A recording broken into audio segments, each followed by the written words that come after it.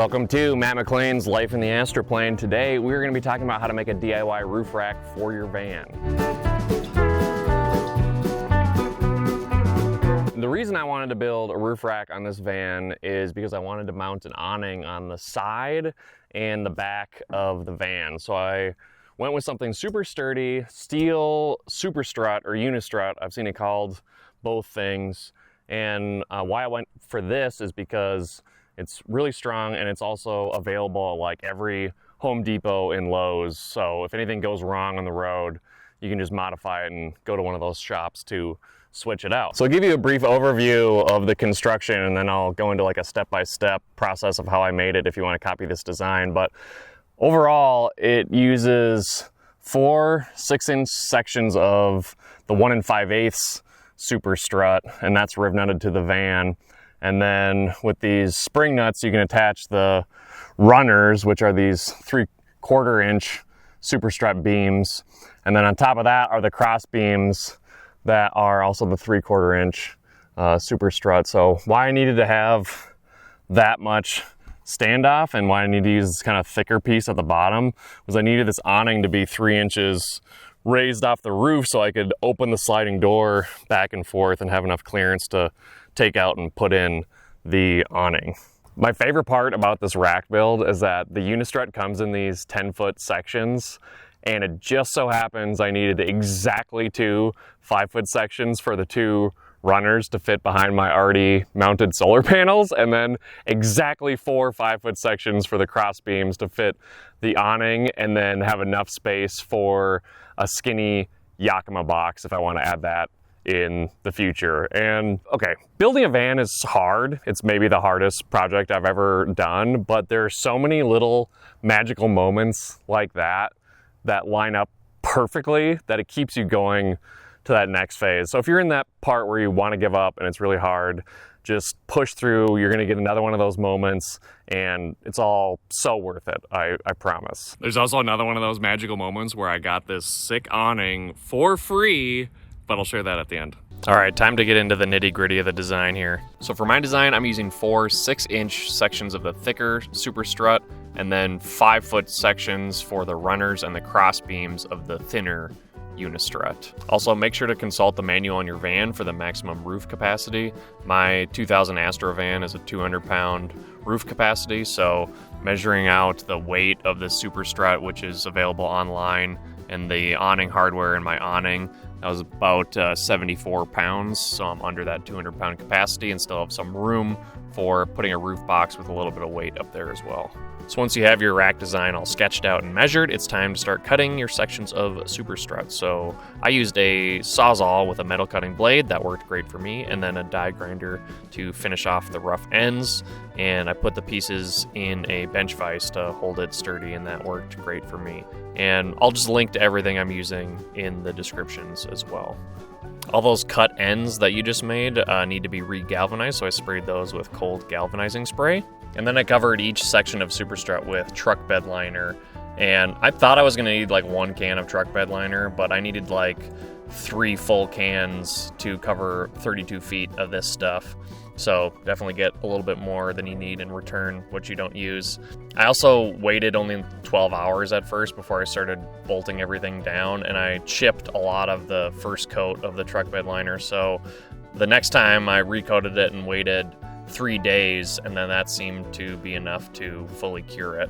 Next, you're going to drill holes in your van roof for the riv nuts, and you're going to need a center punch, a deburring tool, an 1/8 inch bit with a stop collar, and a 7/16 bit with a stop collar, and your drill. Now I used M8 riv nuts because they were M8 by 20 millimeter button head screws that came with my awning hardware, so I used that to attach everything to the van, but you can use like 3/8 riv nuts and fasteners if you want to. It's also a good idea to practice on a piece of scrap sheet metal so you know you have the right size clearance hole for your riv nuts, and you can kind of see how the riv nut tool works before you make a permanent hole in your van. Once you made a couple practice holes, it's time for the real thing. Take a deep breath and let's drill some holes in the roof of your van. Also be sure to note where the crossbeam supports are in the structure of your van van, you're going to want to drill really close to those for maximum support, but you don't want to drill into a weldment of those cross beams and then not be able to install the riv nuts properly. You're going to want to draw a pencil mark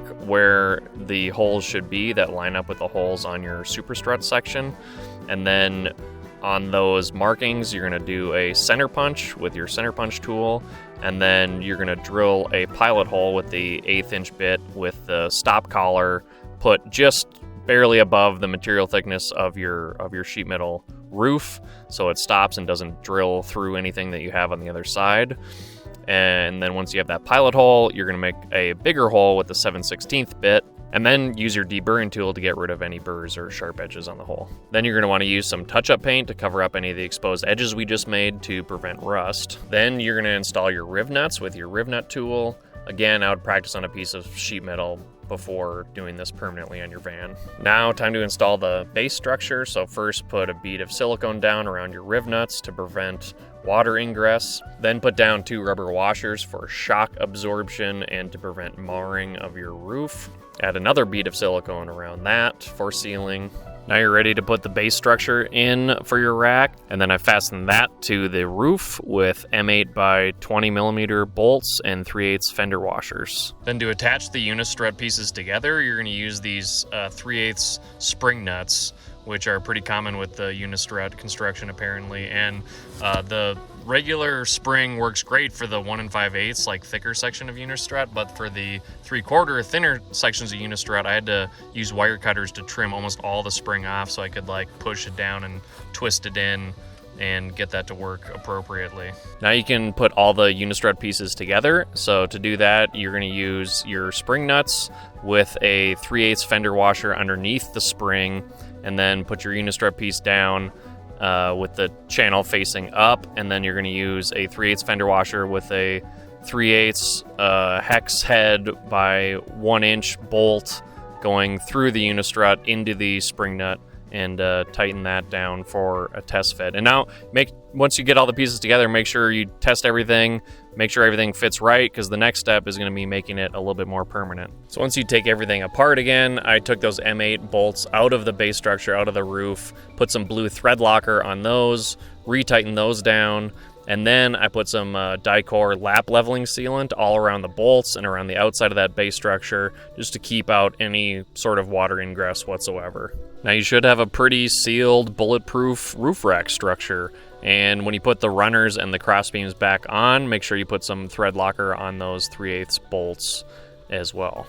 I also got these little rubber end cap things to help make the ends a little cleaner, and also so I don't bonk my head on them when I'm getting in and out of the driver's side. Another cool feature of the Super Strut is if you have a cross beam that lands in a like in between part of the runner and like lands right here in between the holes, so the bolt can't like go through the spring nut, through the washer, through the hole. You can get these U brackets that just go around the Super Strut and attach it that way, and then you don't need to line up a bolt to the hole. And if you're using an ARB awning with these quick release brackets, I'd recommend getting some sort of security nut. So what this does is it requires a special socket head to loosen these screws. So if you're parked in a city or something, some random can't come up and just loosen 2 screws and walk away with your awning. And I also put a nylon lock nut over top of the security nut, just so it for sure stays in place. And it's a little bit of extra time to be able to swap this from the side to the back if I want to, but it's worth it for the peace of mind. Also would recommend getting security bolts for your awning brackets as well, which require a special Torx bit to loosen. So I put those on all of the awning brackets as well for a little bit more peace of mind. So the story of how I got this awning, I had been struggling for a couple months trying to figure out like how to come up with a DIY awning solution, and none of them really stood out to me that much. And my cousin Ted and his wife Maggie graciously housed me for a few months in Denver while I was still tinkering with the van. I had told him about this awning idea, and he's like, "Oh, you need an awning? We've had an awning just sitting in the garage for like a year or so. You can have that if you want and mount it to your roof." So another one of those magical van things where the universe provides exactly what you need, exactly when you need it. So that's pretty cool. Hey, thanks for watching this far. For a little bonus, I'll show you how long it takes to tear down the awning. It's about 3.5 minutes. Pretty much the same to set up. It's a little awkward to do alone, but still pretty doable, and best to avoid doing it when it's windy. Bonked myself on the head pretty good when I tried to do that, so yeah, just don't do that. Okay, bye.